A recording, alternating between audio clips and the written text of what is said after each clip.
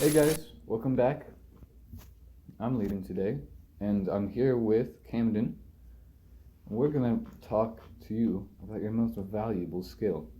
Camden, what is your most valuable skill? Okay, well, you have a multitude of skills that you're equipped with in this life. Some that you've gained through personal experiences, something that you've done that's intrigued you, and that some people don't. And some that everybody has.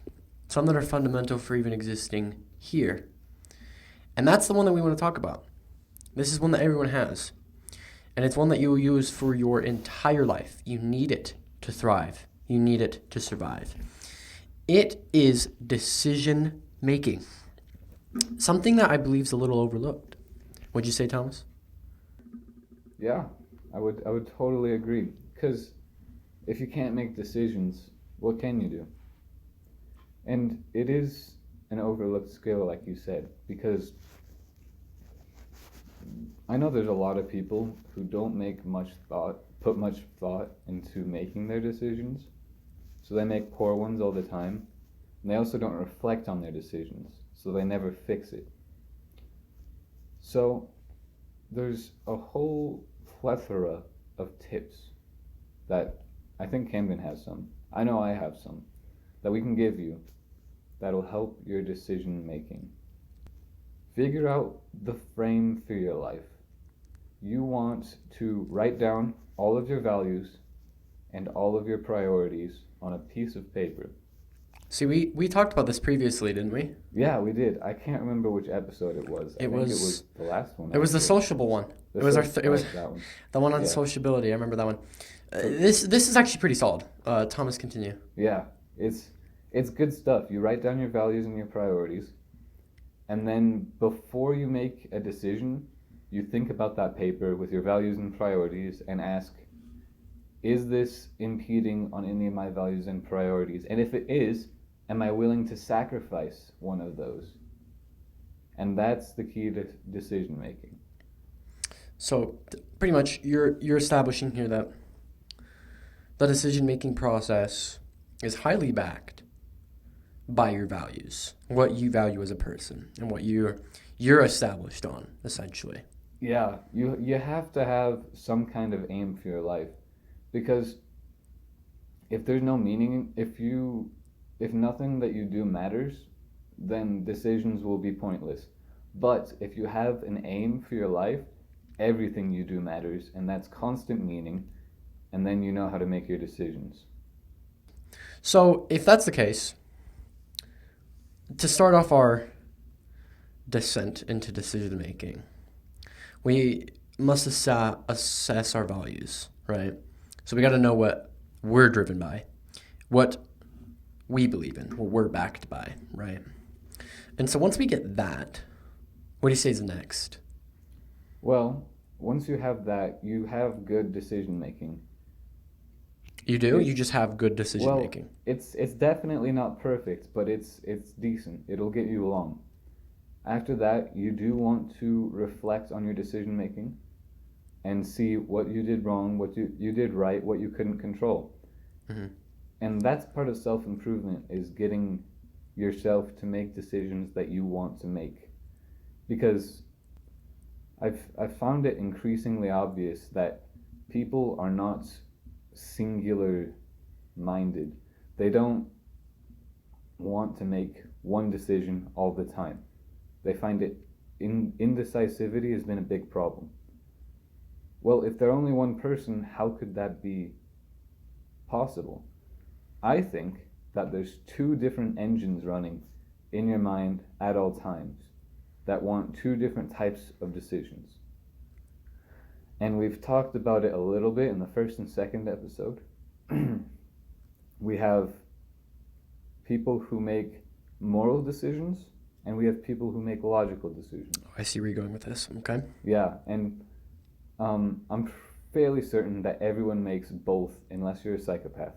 Yeah, for sure.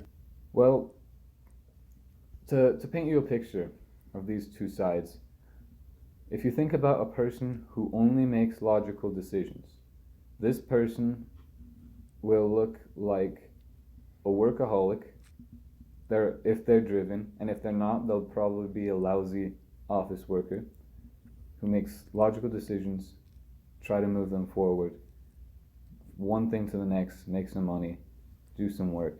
That's how it goes. And this person driven by pure logic. Yes.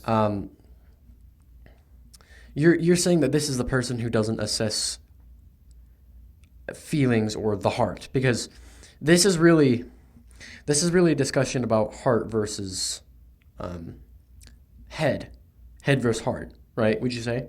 Yeah. So the head, which we can define as logic. We can find this is a person backed by logic. So they're pretty much going to be spending all their time doing the, nitty gritty. And if they're completely logic, we know that logic is basically the pure opposite of emotion, right? We can say that. Yeah. So if that's the case, this person, the head, backed by logic, they're the workaholic. They're doing all this important shiz. They're doing all their stuff. And that's one end of the spectrum, is what you're saying. Mm-hmm. So then what's the other end? The other end of the spectrum, a purely emotional person, is going to be really social. They're going to be upbeat. They're going to be creative. I don't think that they're going to be as conscientious. So I don't think they'll like doing work. It's almost like a Peter Pan type. Mm-hmm. So this is the feeling. Yeah. This is the heart. These people, actually, once you get really far into feeling, once you get really sensitive, I think you get less sociable. And you think that? Why? You become a persona. Because if you're sociable and outgoing, then you'll start making statements regardless of what other people think. If you're too sociable? Well, if you're sociable at all, you have to kind of put yourself out there. And that makes you, vulnerable to attack and possibly negative emotion. But once you're super feeling and make decisions completely based off of what you're feeling, I think you become some sort of spectator who doesn't involve yourself in anything that could harm you emotionally in any way possible. That makes... I was thinking of another thing as well. And that pretty much describes it. That was actually another part that I wasn't even almost seeing as much. But yeah, you become like a persona. And describe this persona. Well, this persona, per se, is going to agree with everything everyone else says always, no matter what, even if it's against themselves. So they don't have almost any independence, any individualism, by that matter. Yeah, and keep in mind, this is like the super end of the spectrum. I doubt anyone is exactly like this person we're making. Mm-hmm. This is so far down, because even people that are similar to this, I think once they get comfortable with their friends and it's in a nice mood, they'd laugh, they'd say what they're thinking, and it'll all be good fun. This person does not get involved in hangouts like that because they are so focused on not being emotionally hurt. They're unstable and they seek stability, and they're good at finding it by avoiding places where instability is. So they're also going to be a little bit more creative. So imagine the quiet kid drawing, maybe. Mm-hmm. Doesn't like talking to people, monosyllabic responses. Yeah, just antisocial and in the corner.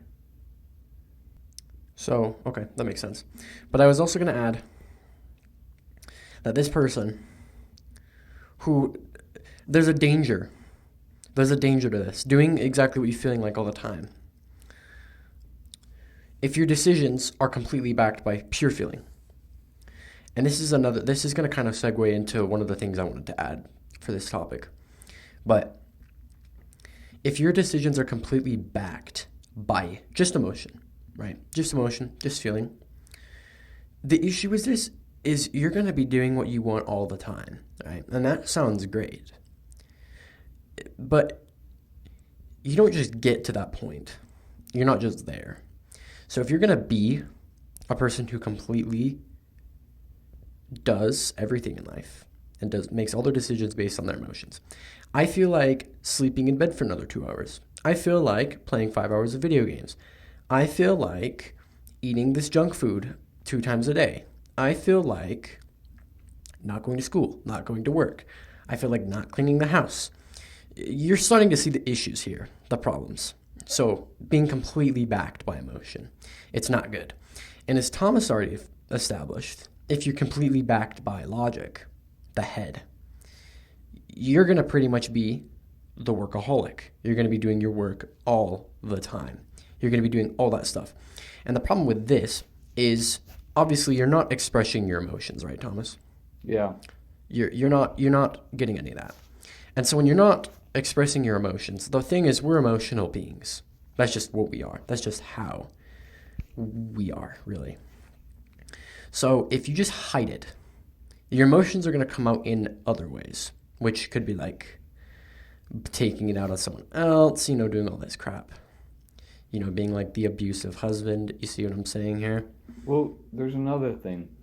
If you ignore your emotions all the time, the next problem that comes up is, well, by my estimation, the logic kind of guides you. The logic points you in the right direction, and the emotion drives you and gets you going in that direction. Mm-hmm. So if you have just logic, maybe you're going the right direction, but you're not moving. Mm-hmm. And that makes sense. So I think the completely logical person is going to be dead-end job, working for money, doesn't see very far in the future, and is just completely just a husk. And we know that we don't want to end up like this, right? No one wants to end up on either side of these poles. So with that in mind, how does this relate to decision making? So essentially what the point that we're getting here is that part of the skills of decision making, how to be aware of your decision making in day-to-day life, is that there's two spectrums to decision making. There is thinking and there is feeling. There is the logic and there is the emotion, right? There is the cold, hard, logical, concrete. This is the head. This is the logic. And then there's the other side. This is the emotion. This is the morality. This is the heart. So these are the two types of decision making. Two, I should say, motivations. Truth, logic, or moral action, emotion, right? These are two different drives, motivations for our decision making in life. And so a lot of people have different approaches. Like we've mentioned, some are the feeling side and some are the logic side. Now, the important part of this, the takeaway here, is that you want to be able to have both incorporated. Because here's the thing, they're both valuable and they can both be a threat at the same time. This is what I wanted to talk about, actually. The advice I'd give for this. I personally think, because I've heard multiple times in my life, from multiple perspectives, multiple people, there's the people who believe that emotions are something that you should kind of hide from. There's something that you should not acknowledge. And in decision making, this is either bad or good, because there's the people who say, no, you need to acknowledge your emotion. They're right to a point. There's the people who say you need to ignore it, and they're also right to a point. I'm coming in to give you this third perspective, which I personally have been thinking about for a while. You need emotion and logic to fight each other. That make sense? That's the idea of the yin-yang, actually. The yin-yang. And that's perfect. You need the balance. Because there's situations where you're going to need to fight your emotions with logic.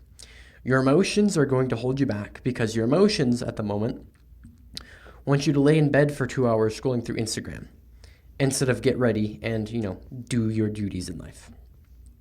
So the problem with this is you're not going to get anything done. You're going to be lazy. You're going to be sitting there doing nothing. You're not going to be productive. Logic is going to come in and be like, dude, get your crap together. Let's go. That's where you need to fight logic with emotion. You kind of need to ignore the emotion. That's where it's important. Now, on the other end of the spectrum, there are times where logic comes in and it tries to suppress your emotion. When, for example, let's say that you're doing a bunch of work. Let's say you're bustling through your day. You're getting all this stuff done. But you don't give yourself a moment to check up on your mind, your mental health, your emotions. The issue with this is that you're going to just explode. It's all cooped up in there and you haven't been able to check in on yourself. So that's a big problem. You're going to need to be like, hey, I need to take a step back for a minute. I need to meditate, dude. I need to journal. I got to write something down. I got to think. And that's where I think emotion is going to come into play to fight the logic. They are both very necessary, emotions and logic, but they can also be your worst enemy. So keep this in mind. Use your emotions to fight your logic, but also use your logic to fight your emotions. That's what I would say. And there's a little bit of a problem with these two fighting each other. Oh, you think? What is it? Well, see, emotions are really hard to comprehend in a concrete way. It's always a little bit blurry. It's the domain of chaos. And logic is always orderly, and you can sift through it. It's nice. You can understand it. So what I'd recommend to solve this problem is try and identify your emotions when you're journaling. And I've learned this from a teacher, actually.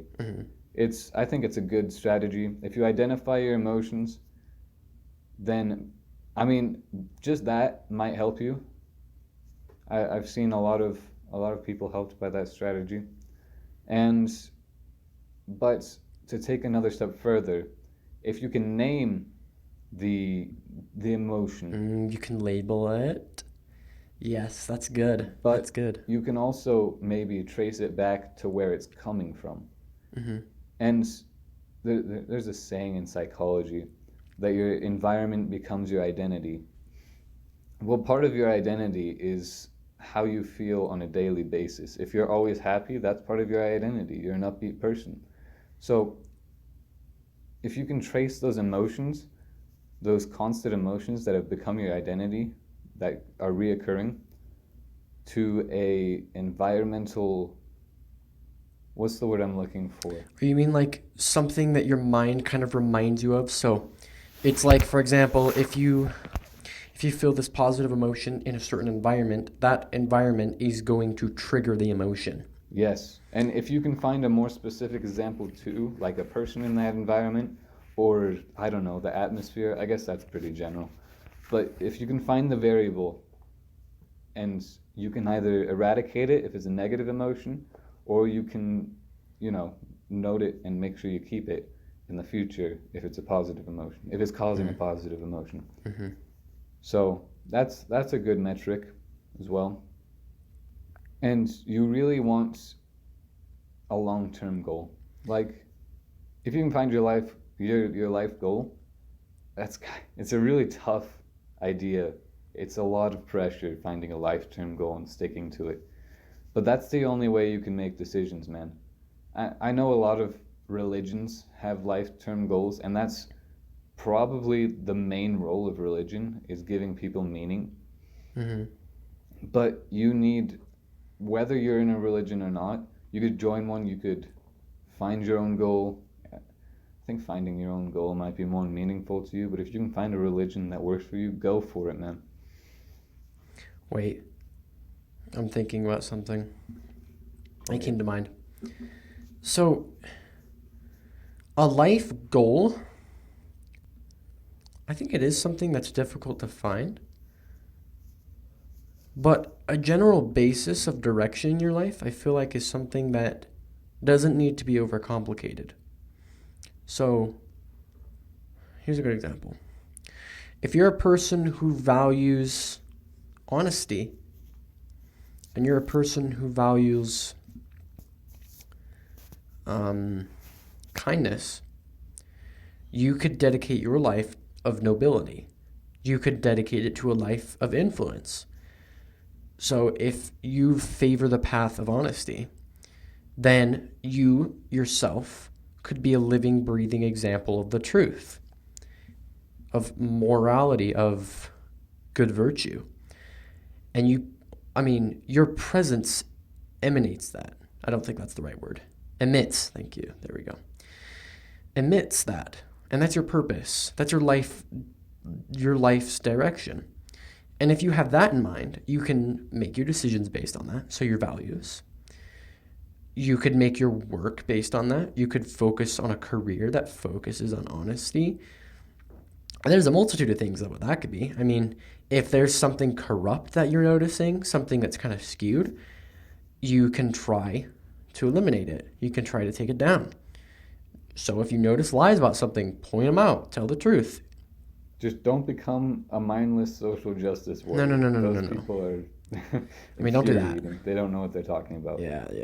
But, yeah, don't do that. Thomas has a very good point there, actually. But if you catch my drift, what I'm meaning is your life's purpose, your purpose for being on this planet. You don't have to just be like, all right, I'm a doctor, like it doesn't need to be like instantaneously, but you could be like, you know what? I want to live a life of influence. I want to provide. I want to provide. So I want to give everyone in my life the best that I can give them, help them out with their struggles, be the best I can about them, give them positive everything. Like make their day better. Focus on that. Focus on how you impact others. Make sense? Yeah, but it seems, I think, that is good for a short-term strategy. It was not as good as a medium to long-term strategy. I think you need a really specific goal to base your entire life off of. Mm-hmm. But a good trait or value will put you off in the right direction for sure. Just think about it. Yeah. Because a life goal is that's if you can start down the right trail, it'll take you to the road. Yes. And that road is going to be your main. And when making a life goal, you want to aim for the highest possible good. There's no reason to aim below it. A wise man once said, "Aim for the moon. If you miss, you'll land among the stars." And I know it was someone famous, but I can't remember right now.